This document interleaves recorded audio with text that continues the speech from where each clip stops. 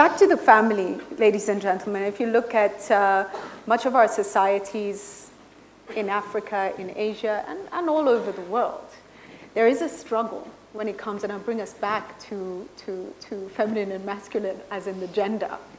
And we do see the prevalence of gender violence, something that we're dealing with a lot. And for instance, even fighting ills such as female genital mutilation and trying to re-educate people, it's a huge issue. Within homes, how do we bring up young men who respect and love women? And how do we bring up young women who are confident and demand love and respect? How do we do that and break the current balance? It's very important that in childhood, the homes manage this well. Because it's an early age, if they pick up these things later on, it's very difficult for them to come to terms with this. I think that is changing rapidly in this generation. It has changed rapidly in this generation already, I would say, in many ways. Today, it's very common, at least in India, that the girls are doing way better than boys in most of the educational institutions. So things are changing, I think rapidly, very seriously changing. It is just that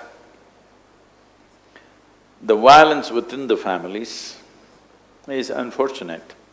Once again, it is… I would say, it is not essentially against women. The violence is not against women. Right now, we have adopted this mentality. There's a whole lot of violence against children, irrespective of their gender. So what this shows is, we are willing to beat up anybody who is little weaker than us. Not necessarily women, I'm saying. So, this is always misunderstood as this is violence against a particular gender. No, no. If they find anybody little weaker than them, they'll beat them up. We're terrible people. No. It comes back to the consciousness and that is sad. Yeah, so this is because if you bring up a society essentially on the identification of your physical form or your body, if I have a stronger body than you, naturally I think I can do things with it, all right?